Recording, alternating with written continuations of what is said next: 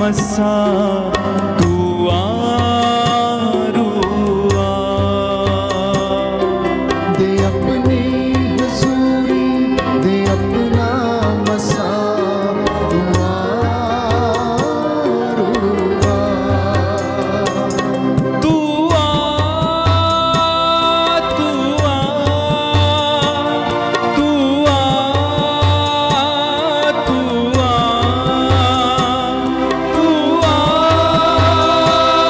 तू आ तू आ तू आ मैं कुछ भी नहीं हूँ तेरे सिवा तू आरुआ गाएं कुछ भी नहीं हूँ तेरे सिवा तू आरुआ छू मुझको शिफा से तू अपनी दया से मुझको शिफा से तू अपनी दया से छू मुझको शिफा से तू अपनी दया से मुझको शिफा से तू अपनी दया से भर मुझको मसा से यसू की वफा से भर मुझको मसा से यीशु की वफा से भर मुझको मसा से यसू की वफा से मुझको मसा से यीशु की वफा से तोड़ सारे ये बंधन मेरे खुदा तू आरुआ तोड़ सारे ये बंधन मेरे खुदा तू आरुआ तू आ तू आ तू आ तू आ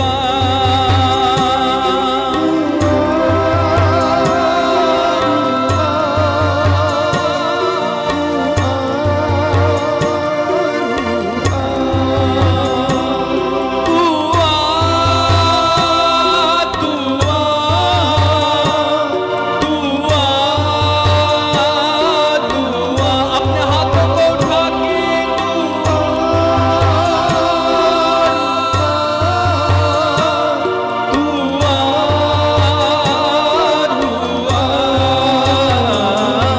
मैं कुछ भी नहीं हूँ तेरे सिवा तू आरुआ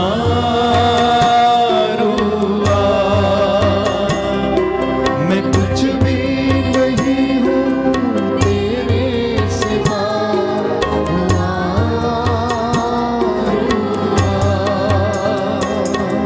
ऐ रूहे खुदावन ऐ रूहे खुदा रूहे खुदाबंद रूहे खुदा ऐ रूहे खुदावन ऐ रूहे खुदा रूहे खुदाबंद रूहे खुदा मुझको तू छूकर दे दे मसा मुझको तू छूकर दे दे मसा भर अपनी कृपा से ऐ मेरे खुदा तू आरुआ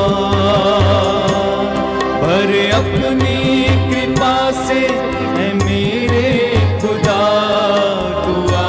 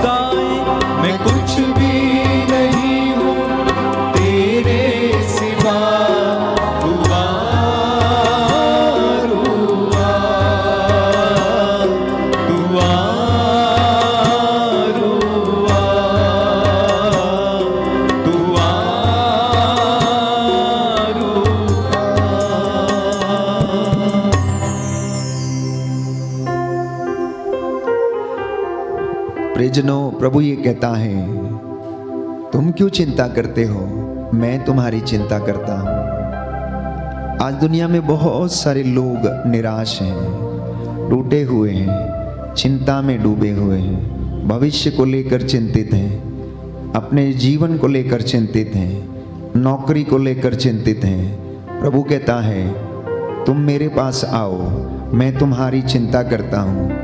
प्रियजनों, ईश्वर प्रेम है और ये सच्चाई है। इसलिए ईश्वर का स्वभाव देने का है, ईश्वर का स्वभाव लेने का नहीं है। उसका वचन कहता है, मैं अनंत काल से तुमको प्रेम करते आया हूं, इसलिए तुम जीवित हो। मैं अनंत काल से तुमको प्रेम करता आया हूं और इसलिए तुम जीवित हो। इंसान की फितरत यह है प्यारे भाई प्यारी बहन, कि वह अपने जीवन में उदासी का शिकार बन ही जाता है। कितना भी वचन सुने, कितना भी भरोसा करे, लेकिन फिर भी वो कभी ना कभी अपने जीवन में उदास होने लगता है, क्योंकि जब परिस्थितियां उसके अनुकूल नहीं होती, प्रतिकूल होती हैं, तो वह प्यारे भाई प्यारी बहन उदासी का शिकार होने लगता है, चिंता करने लगता है।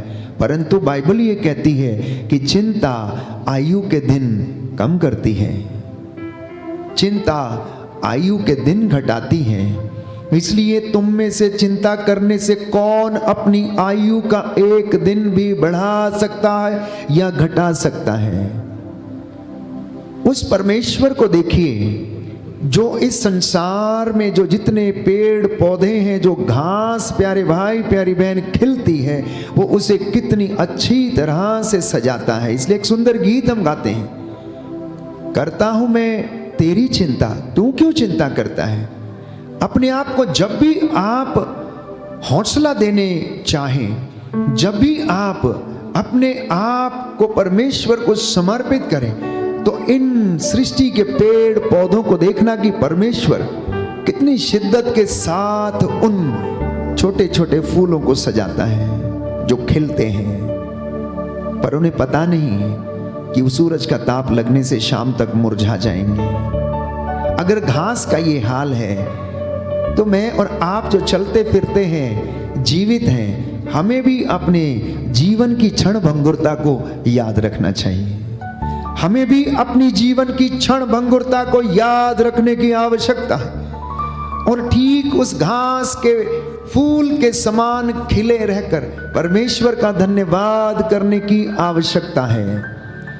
जितनी जिंदगी इस धरती के ऊपर परमेश्वर ने हमको दी है प्यारे भाई प्यारी बहन, उतनी जिंदगी में, उतने समय में बड़ी खुशी और आनंद के साथ परमेश्वर का धन्यवाद करना।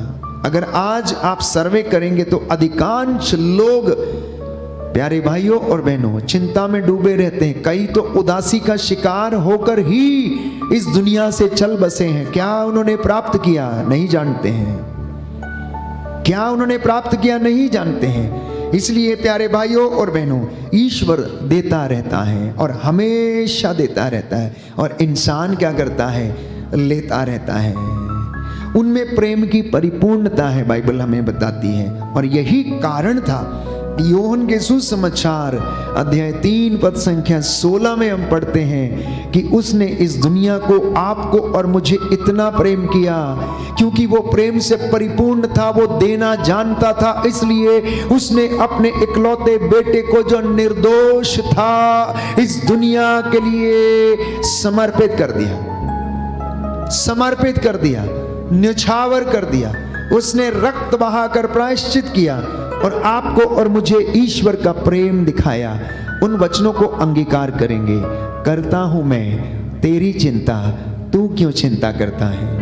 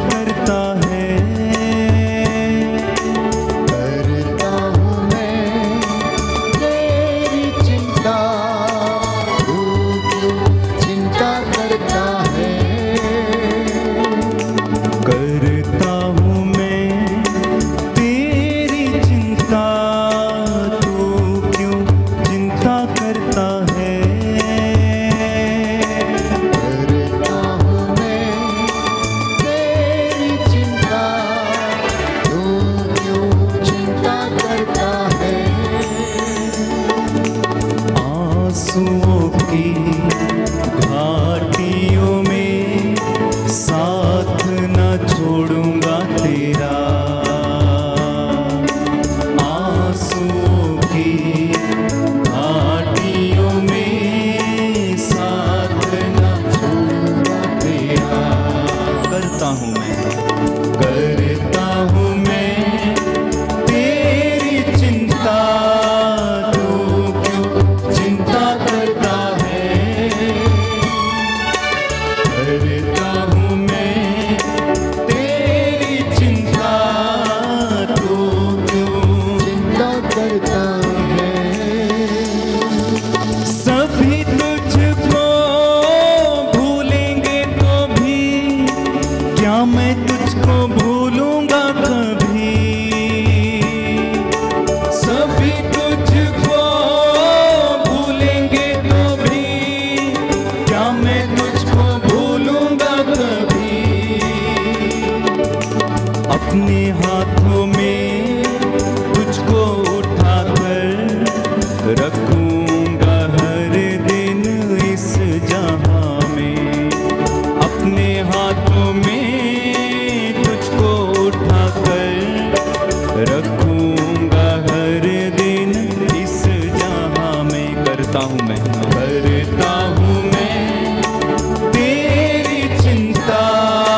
तू क्यों चिंता करता है?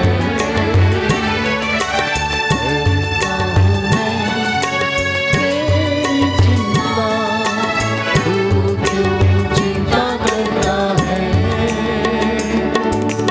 इब्राहिम का मैं परमेश्वर हूँ, अद्भुत कार्य क्यों ना करूँगा? इब्राहिम का मैं परमेश्वर हूँ, अद्भुत कार्य क्यों न करूँगा? लाल सागर में रास्ता दिया, आज भी मैं देने के योग्य हूँ। लाल सागर में रास्ता दिया, आज भी मैं देने के योग्य। करता हूँ मैं विश्वास के साथ तेरी चिंता। तू क्यों चिंता करता है? करता हूँ मैं तेरी चिंता। तू क्यों चिंता करता है? आंसुओं की घाटियों में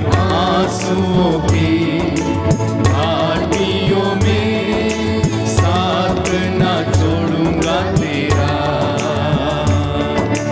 आंसुओं की घाटियों में साथ ना छोड़ूंगा तेरा।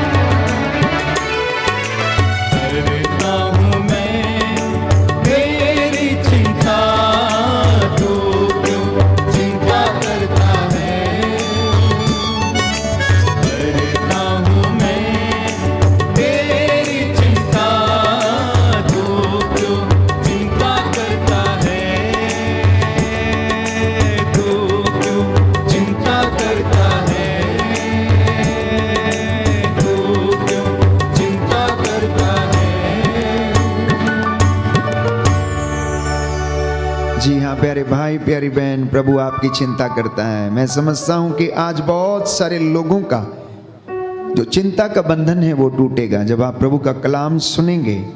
क्योंकि प्रभु ये कहता है, योहन का पहला पत्र अध्याय 4 पद संख्या 8, जो प्यार नहीं करता वो ईश्वर को नहीं जानता, और जब आप ईश्वर को नहीं जानते तो उसके वादों के विषय में, उसकी सत्य प्रतिज्ञता के विषय में, उसके अपूर्व कार्यों के विषय में भी आप नहीं समझ पाएंगे, आप नहीं जानेंगे।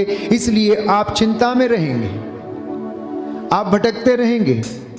क्योंकि यदि आप प्रेम नहीं करेंगे तो ईश्वर को नहीं जानेंगे। बाइबल साफ साफ कहती है, जो प्रेम करता है वो ईश्वर को जानता है, और जो ईश्वर को जानता है वो उसके अपूर्व चिन्ह चमत्कारों को भी जानेगा। वो उससे प्रेम करेगा, उसकी सत्य प्रतिज्ञता पर भरोसा करेगा।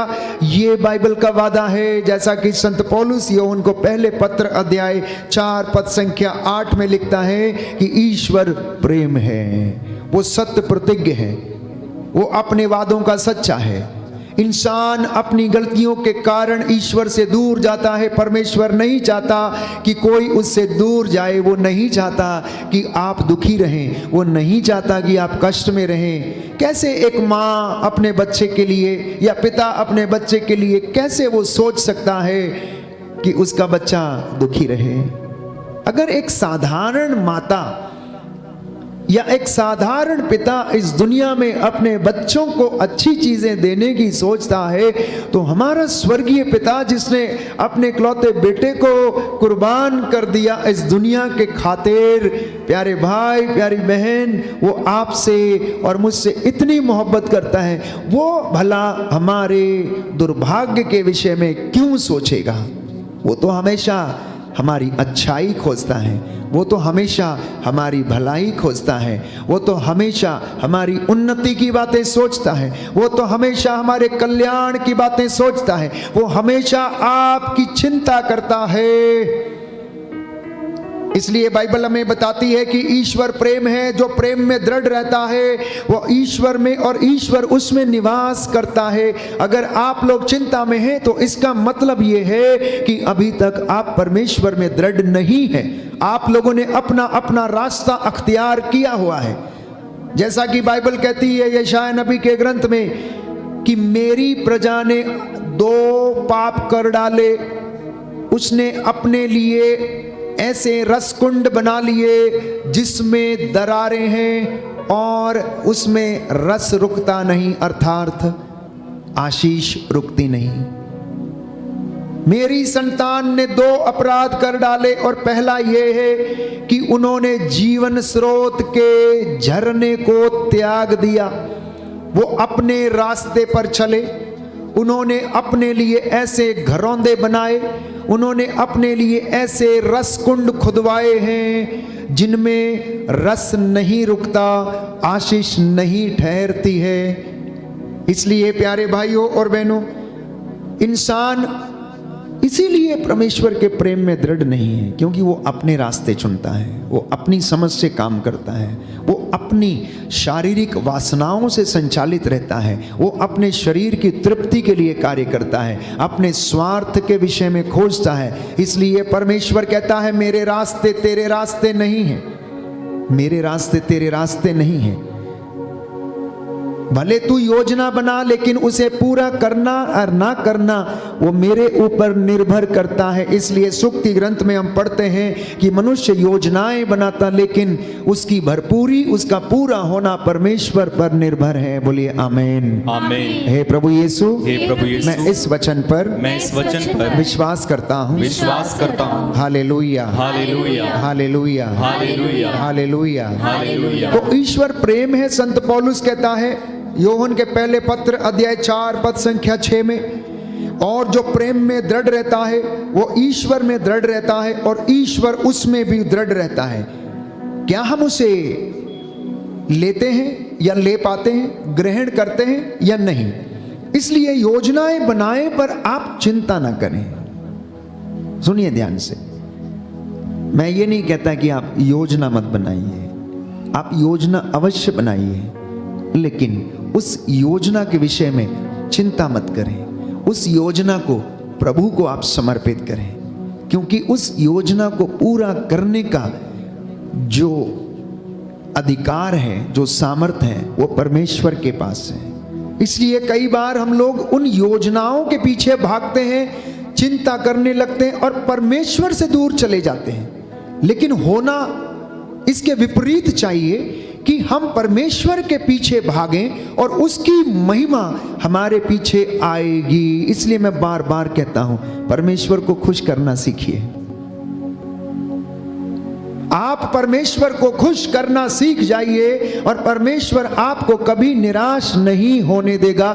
यह मैं आपसे वादा करता हूं। परमेश्वर को खुश करने में आपको कष्ट जरूर होगा, त्याग अवश्य करना पड़ेगा, तपस्या अवश्य करनी पड़ेगी, कुछ उपवास करने पड़ेंगे, प्रार्थना अवश्य करनी पड़ेगी, लेकिन आपको वो कभी भी ठगेगा नहीं। इसलिए प्रभु का वचन कहता है, धिक्कार उस मनुष्य को जो मनुष्यों पर भरोसा रखता है, क्योंकि वो आपके जीवन के विषय में नहीं सोचते, वो आपको अपने स्वार्थ के लिए इस्तेमाल करते, लेकिन परमेश्वर आपके ऊपर दया करता है। कई लोगों के जीवन में यह संदेह है कि क्या मेरे जीवन में यह पूरा होगा या नहीं होगा, क्या मैं उन्नति कर पाऊंगा या नहीं, क्या मेरा आने वाला कल अच्छा होगा या नहीं, क्या मेरा मकान बन पाएगा, क्या मेरा परिवार बन पाएगा, क्या मेरी बेटी को अच्छा पति मिलेगा, अगर मिलेगा तो वो कैसा होगा। अनेक प्रकार के संदेह में रहते हैं। कोई मेहनत करना नहीं चाहता है, कोई त्याग करने के लिए तैयार नहीं है। इसलिए प्यारे भाइयों और बहनों, बाइबल हमें बताती है, याकूब का पत्र अध्याय 1 पद संख्या 6 से 7 में, कि विश्वास के साथ आप लोग प्रार्थना करें, बिना संदेह के प्रार्थना करें। जो संदेह करता है वो समुद्र की लहरों के समान है, जो उठती हैं, बैठती हैं और इधर उधर छितरा दी जाती हैं। पवन के द्वारा वो लहरें पूरे समुद्र में छितराई जाती हैं। इसलिए आज का जो वचन है, परमेश्वर ये कह रहा है कि आप लोग विश्वास करें, आप लोग अपनी योजनाओं को परमेश्वर को समर्पित करें। आप लोगों की मैं चिंता करता हूं, क्योंकि मैंने अपने दास इब्राहिम की चिंता की। विपरीत परिस्थिति में भी उसने विश्वास किया और मैंने, प्रभु कहता है, उसे ब्लेस किया। जब चेले समुद्र में नाव खे रहे थे तो प्रभु को उनकी चिंता थी। यीशु ने देखा कि चेले बड़ी मेहनत के साथ नाव खे रहे हैं, बड़ी मेहनत कर रहे हैं। वायु, प्यारे भाइयों और बहनों, इतनी प्रचंड थी कि समुद्र की लहरें नाव से टकराने लगी और वे डूबने को होने लगे। और परमेश्वर का पुत्र यीशु मसीह, जीवंत परमेश्वर, समुद्र के ऊपर रात के चौथे पहर चलकर आता है और जब वो उनकी नाव पर पैर रखता है, वायु को डांटता है, वो थम जाती है, समुद्र शांत हो जाता है।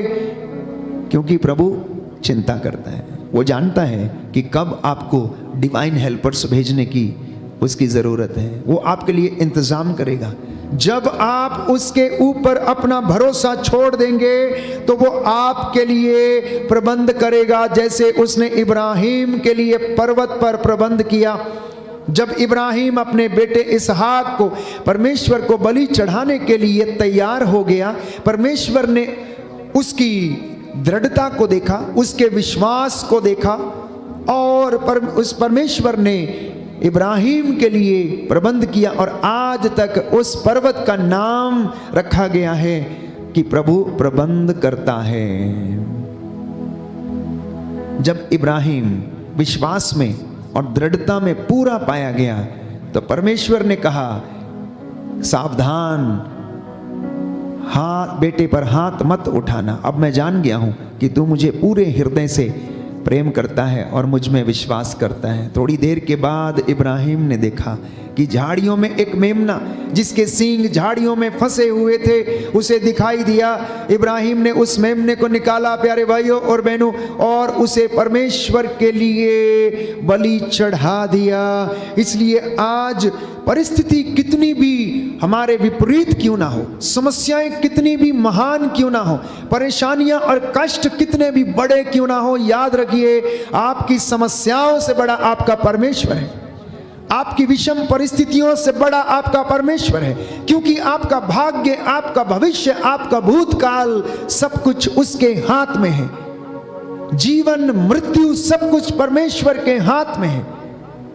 वो कहे दिन है तो दिन, वो कहे रात है तो रात, और हम मनुष्यों को उस पर भरोसा करने की आवश्यकता है। और विश्वासी एक ही बात कर सकता है कि यीशु का संदेश अपने जीवन में स्वीकार करे। एक विश्वासी के लिए विश्वास में रहना, विश्वास में जीना अनिवार्य है। विश्वासी के जीवन में निराशा का कोई अधिकार नहीं है, इसलिए सावधान रहे।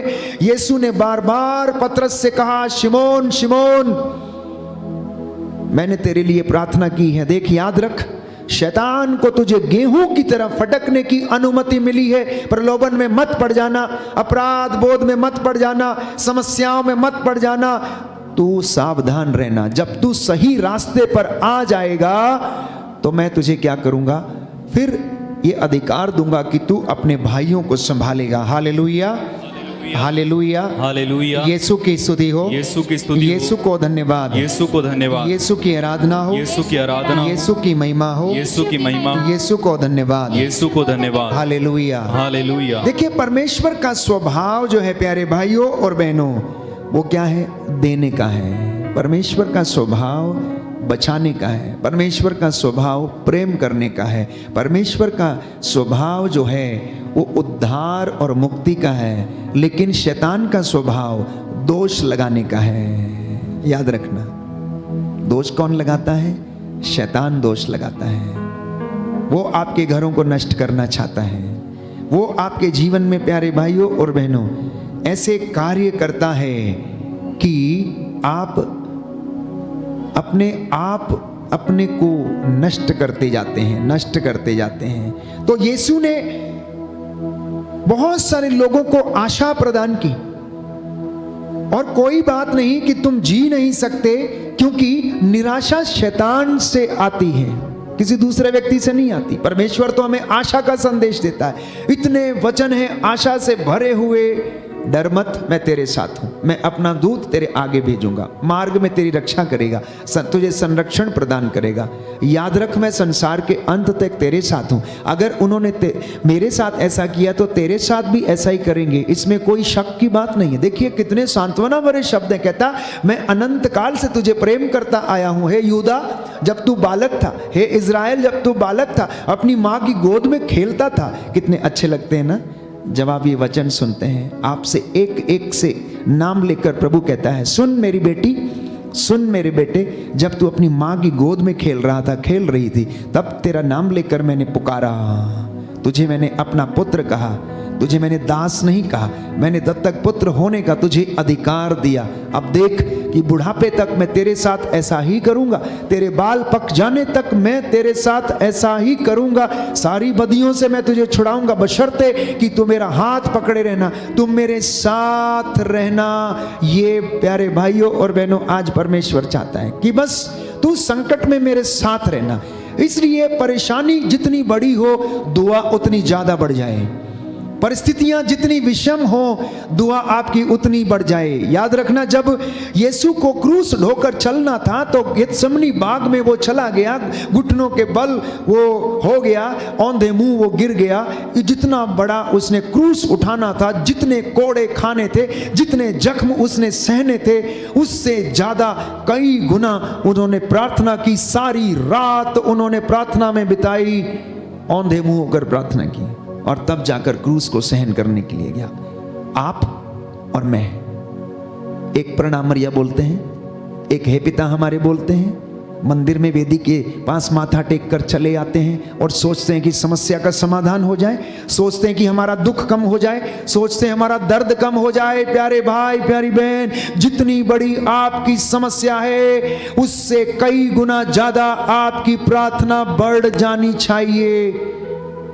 और मैं आपको विश्वास दिलाता हूं कि आप उन समस्याओं को हंसते हंसते सहन कर लेंगे, और परमेश्वर इन परिस्थितियों में आपको विजय दिलाएगा। ऐसा मैंने कहा, याद रखिए, शैतान ऐसा नहीं करने देगा। आपको प्रकाशना ग्रंथ अध्याय 12 में पढ़ते हैं कि शैतान अभियोग लगाता है, निराशा से भरता है, पैसे के बारे में आपको दोषी ठहराता है, आपके द्वारा किए गए पापों के विषय में आपको दोषी ठहराता है। तुम तो ऐसे हो, तुम तो ऐसी हो, तुमने क्या किया, तुमने तो व्यभिचार किया, तुम परमेश्वर के सामने खड़े होने के लायक नहीं हो। देखो तुम्हारा सब कुछ बर्बाद हो गया, अब तुम्हारा कुछ नहीं होगा, तुम्हारा शरीर क्षीण हो चुका है, ड्रग्स से तुम क्या हो गए हो, समाप्त हो चुके हो, नशे ने तेरी किडनियों को खा लिया, तेरी लीवर को खा लिया। और इंसान सोचता है मैं कभी अच्छा नहीं हो पाऊंगा, मैं कभी चंगा नहीं हो पाऊंगा। प्यारे भाई, प्यारी बहन, ये शैतान इंसान को सोचने के लिए मजबूर करता है, और इंसान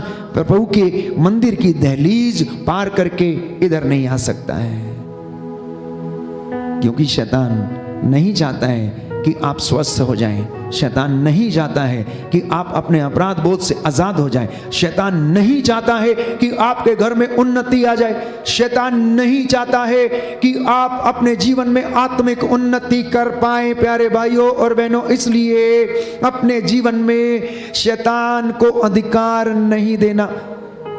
केवल और केवल यीशु मसीह का अधिकार आपके परिवार और आपके जीवन पर है।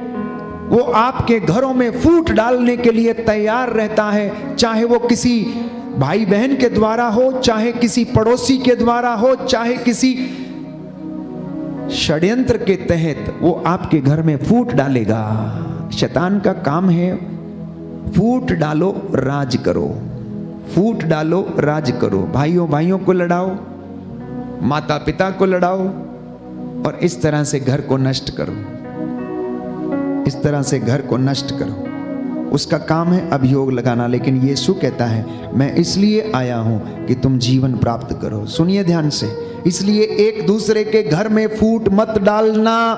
प्रभु आपको कभी क्षमा नहीं करेगा। आपका अपना घर, आपका पति, आपकी पत्नी और आपके 2 बच्चे, ये आपकी अदन वाटिका है प्यारे भाइयों और बहनों। इस अदन वाटिका में आप एक दूसरे की चिंता करें, एक दूसरे को सहन करें। और मैं बार बार कहता हूं, दूसरों के घर की ओर ना देखें, आप अपने घर की ओर देखें, अपने जीवन की ओर देखें। क्योंकि यदि आप दूसरों के घर की ओर देखेंगे तो आपको कमजोरियां ही कमजोरियां नजर आएंगी, दोष ही दोष नजर आएंगे। अपने गिरेबान में झांक कर देखना, अपने जीवन को झांक कर देखना। प्यारे भाइयों और बहनों, यीशु आपकी चिंता करता है, इसलिए वो जानता है। इसलिए प्रभु ने कहा दोष मत लगाओ और तुम पर भी दोष नहीं लगाया जाएगा। दोष मत लगाओ और तुम पर भी दोष नहीं लगाया जाएगा। चिंता मत करो कल की, परसों की, भविष्य की, क्या खाएंगे, क्या पहनेंगे, क्या पिएंगे। कहता है तुम सिर्फ इस बात की चिंता करो, ईश्वर के राज्य की विषय में चिंता करो। दुनिया की रीत जानते हैं कैसी है? हम सोचते हैं कि जब हमें नौकरी मिल जाएगी, जब हमारे पास पैसा आ जाएगा, तब हम क्या करेंगे? तीर्थ यात्रा पर जाएंगे, तब हम दशमांश देंगे, तब हम मंदिर में सेवा करेंगे, तब हम वेदी पर कपड़ा चढ़ाएंगे, तब हम जाकर बलिदान चढ़ाएंगे। लेकिन परमेश्वर की गणित जो है वो उल्टी है। परमेश्वर की गणित उल्टी है। वो जानते हैं क्या कहता है? तेरी धार्मिकता तेरे आगे आगे और मेरी महिमा तेरे पीछे पीछे।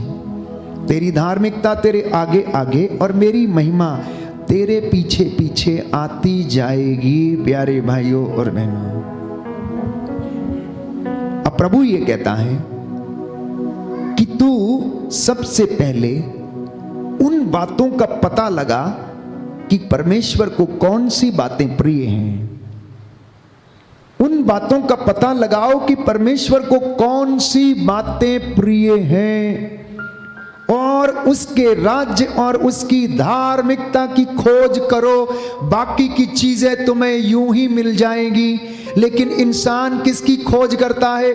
पैसे की, नौकरी की। जरूरी है, खोज करना जरूरी है, लेकिन वचन पर विश्वास करना जरूरी है। आप खोज करिए, मेहनत करिए, इंटरव्यू दीजिए, आप इंटरव्यू में बैठिए, आप अच्छे से पढ़ाई करिए, सफलता प्रभु पर निर्भर है। लेकिन आप साथ में प्रभु को लेकर चलिए। बाइबल हमें यह बताती है, बाइबल कहती है कि परमेश्वर को साथ लेकर चलना, शास्त्र के वचनों को अपने जीवन में साथ लेकर चलना प्यारे भाइयों और बहनों। क्योंकि चिंता करने से आप में से कोई भी अपनी आयु का एक घड़ी भर भी नहीं बढ़ा सकता। याद रखना, याद रखना। एक नजर सिर्फ उठाकर परमेश्वर की ओर देखना। इस वेदी पर इस पवित्र संस्कार को देखिए प्यारे भाई, प्यारी बहन। प्रभु यीशु परमेश्वर का बेटा था, लेकिन मां मरियम से वो पैदा हुआ। मां मरियम भी एक स्त्री थी। उसने अपने बेटे का दुख कैसे सहन किया, उस यीशु को देखने की कोशिश करें, जिनके हाथों ने लोगों को तसल्ली दी, जिसने अपने हाथों से अंधों की आंखों को छुआ तो वो चंगी हो गई, जिसने अपने हाथ से मृतक को छुआ और लड़की उठ बैठी, जिसने अपने हाथ से नाइम की विधवा के बेटे की अर्थी को छुआ तो मुर्दा जिंदा हो गया। वो कितने पवित्र हाथ थे प्यारे भाई प्यारी बहन, जो जीवन देते थे, चंगा करते थे, रोटियों का चमत्कार करते थे, अंधों को आंखें देते थे। क्या आप विश्वास करते हैं? क्या आप विश्वास करते हैं? कनेक्ट हो जाना प्यारे भाई और बहनों, कनेक्ट हो जाना, अनुभव करना इस वक्त कि परमेश्वर कितना भला है, कितना प्रेम करता है। तेरी कोशिशों के बदले आपको मिला क्या है? मुझे एक सवाल का जवाब देना आज। प्रभु आपसे कह रहा है कि तू ये बता कि तेरी कोशिशों के बदले आज तक तुझे क्या मिला है? तुझे नफरत मिली, धोखा मिला, तू लुट गया, तेरा सब कुछ बर्बाद हो गया, तेरे अंग बर्बाद हो गए। तूने इतनी कोशिश की, दिन रात तूने मेहनत किया, 12-12 घंटे तूने काम किया, नौकरी तूने की, पैसा कमाया, लेकिन फिर भी तो बीमार पड़ा रहता है। तेरी कोशिश के बदले तुझे क्या मिला? तेरा सब कुछ लुट गया। तूने योजना बनाई थी उस व्यक्ति के जैसे जिसके घर में बहुत सारी फसल हो गई, जिसके खेतों में, और कहने लगा कि मैं ये पुराने गोदाम तोड़कर नए बनाऊंगा और अपने बखारों में जमा करूंगा। इतना जमा करने के बाद रात को परमेश्वर ने उससे कहा, रे मूर्ख, आज रात तेरे प्राण ले लिए जाएंगे। तो ये जो तूने इकट्ठा किया है ये किसका होगा? प्रभु प्यारे भाई प्यारी बहन आपसे यही पूछता है, तेरी कोशिशों के बदले ये बता कि तुझे क्या मिला है? जिंदगी खुशी से भर दे, बस यही एक सिलसिला है और वो परमेश्वर आपके जीवन में ऐसा कर सकता है। और आपको याद दिलाना चाहता है कि अगर आप जिंदा हैं, अगर आप प्यारे भाइयों और बहनों जीवित हैं और भले चंगे हैं, बचाए गए हैं, उद्धार किए गए हैं, तो केवल और केवल यीशु मसीह के बलिदान के द्वारा। याद रखना, यीशु मसीह अपने वचनों से आपका जीवन बदलता है और जिसका जीवन बदल गया वो परमेश्वर से अलग नहीं रह सकता। एक विश्वासी परमेश्वर से अलग नहीं रह सकता। और अगर यदि वो रहता है तो इसका मतलब है वो विश्वासी नहीं है, इसका मतलब है वो विश्वासी नहीं है। आइए हम अंगीकार करेंगे, तेरे पाप धुल सकेंगे आज ही मसीह के द्वारा। ये गीत आप गाते जाइए, आपके पाप धुलते जाएंगे विश्वास के साथ। प्यारे भाइयों और बहनों, प्रभु आपको शुद्ध कर रहा है, चंगा कर रहा है। उसने आपके अंदर अपने वचनों को रखा और भरोसा दिया। प्रभु आपको शांति और हिम्मत प्रदान करे।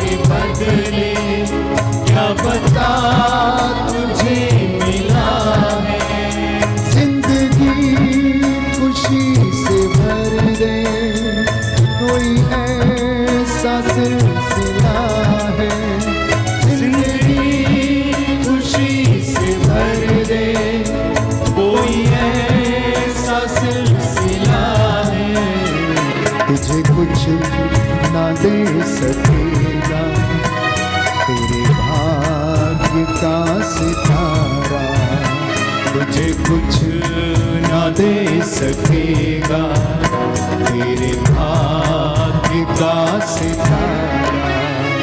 सिर्फ एक नजर उठा के देख ले लहू की धारा, सिर्फ एक नजर उठा के देख ले लहू की धारा। मेरे पाप धुल सकेंगे आज ही मसीह के द्वारा, तेरे पाप धुल सकेंगे आज ही मसीह के द्वारा।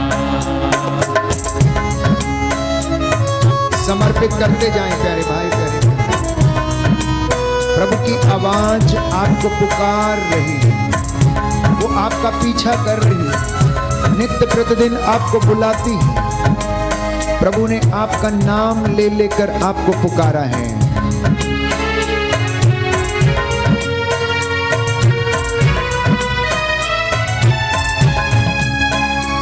कोई है आवाज जो कि तेरा पीछा कर रही है, कोई है आवाज जो कि तेरा पीछा कर रही है मसीहा जिससे तेरी रूह डर रही है मसीहा जिससे तेरी रूह डर रही है।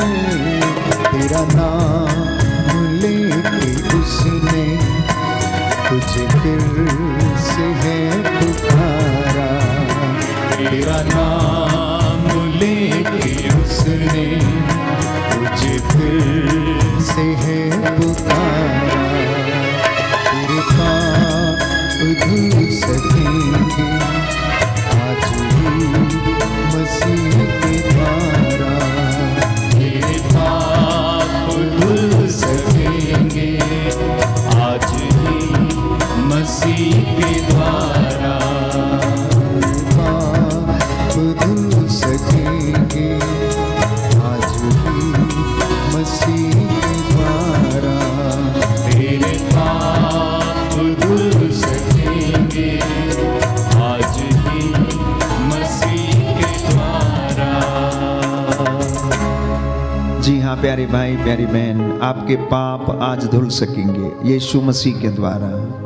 आपकी पीड़ा का अंत होगा, क्योंकि वो आपका पीछा करते करते आपको ढूंढने के लिए, जैसे एक गडरिया अपनी खोई हुई भेड़ को ढूंढने उसके पीछे निकल पड़ता है, और जब उसे प्राप्त करता है तो वो आनंदित होता है, वैसे ही परमेश्वर भी आपके पीछे आता है और आपको ढूंढता है।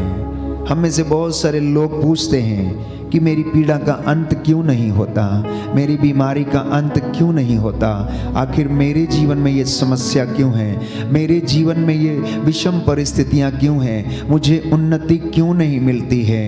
यिर्मयाह नबी के ग्रंथ अध्याय 15 में हम पढ़ते हैं पद संख्या 18 में कि यिर्मयाह ने भी अपने जीवन में यही प्रभु से शिकायत की, और लिखा है कि यिर्मयाह कहता है कि मेरी पीड़ा का अंत क्यों नहीं होता, मेरा घाव क्यों नहीं भरता, तू मेरे लिए एक अविश्वसनीय नदी के सदृश है जिसका पानी सदा नहीं रहता है। और परमेश्वर उससे कहता है, यिर्मयाह, ओ यिर्मयाह, अपने शब्दों को वापस ले, अपने शब्दों को वापस ले और तेरी पीड़ा का अंत होगा।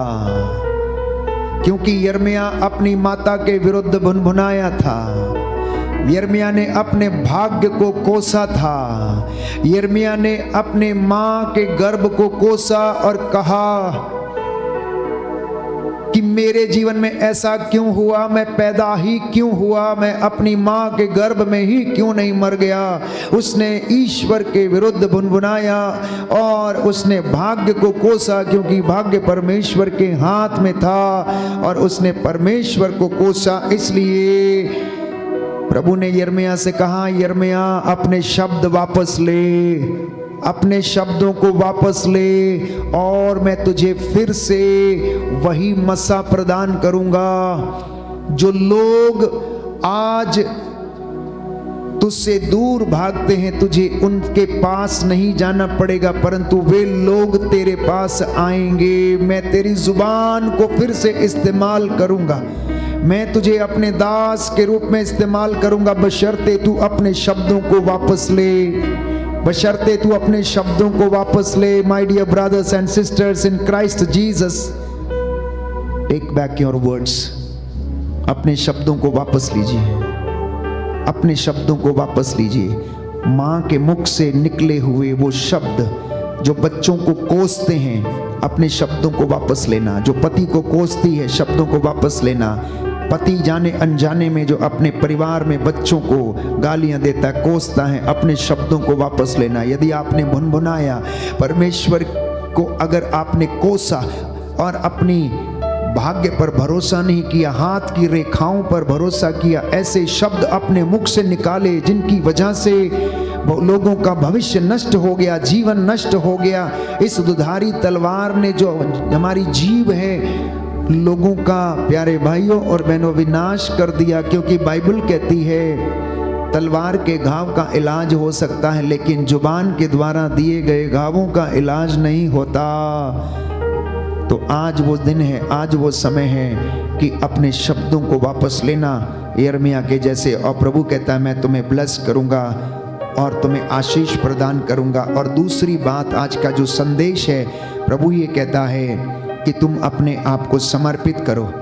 सुक्ति ग्रंथ अध्याय 16 पद संख्या 3, अपने सब कामों को प्रभु को अर्पित करो और तुम्हारी योजनाएं सफल होंगी।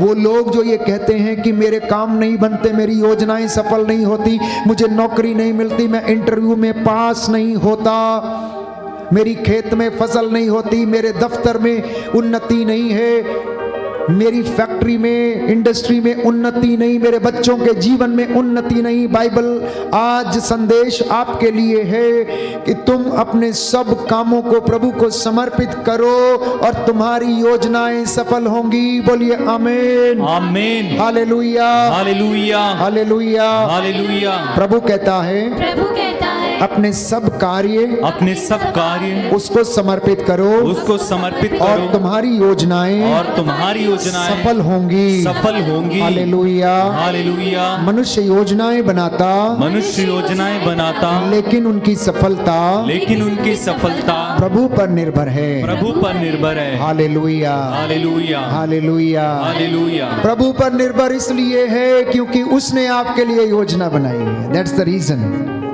दैट्स द रीजन कि सफलता प्रभु पर निर्भर है, क्योंकि उसने आपके लिए योजना बनाई है और वो योजना आपके हित के लिए। लेकिन आप अपनी योजना बनाते हैं, इसलिए परमेश्वर उसे पूरा होने नहीं देता, और जब वो नहीं होती तो आप निराश हो जाते हैं और आप चिंता में पड़ जाते हैं। देखिए कितना विरोधाभास है हमारी जिंदगी में कि इंसान वचन पर विश्वास नहीं करता है। प्यारे भाइयों और बहनों, उत्पत्ति ग्रंथ अध्याय 4 पद संख्या 3, समर्पण विश्वासी के जीवन में एक ऐसा महत्वपूर्ण पहलू है। बिना समर्पण के विश्वासी अधूरा है, बिना समर्पण के मसीह व्यक्ति अधूरा है, बिना समर्पण के अनुयायी जो प्रभु के मार्ग पर चलता है वो अधूरा है। If you do not surrender yourself to the will of God the Father, you are not a complete.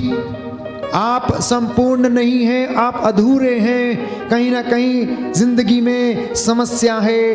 हाबिल और काइन दो भाई थे।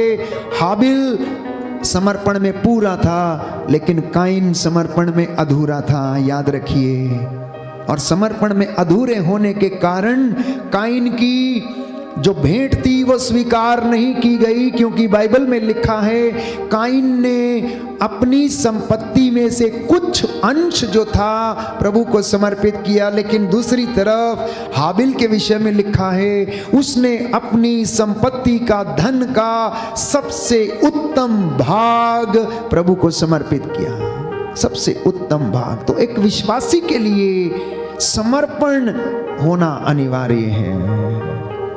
एक विश्वासी के लिए समर्पण अत्यंत आवश्यक है।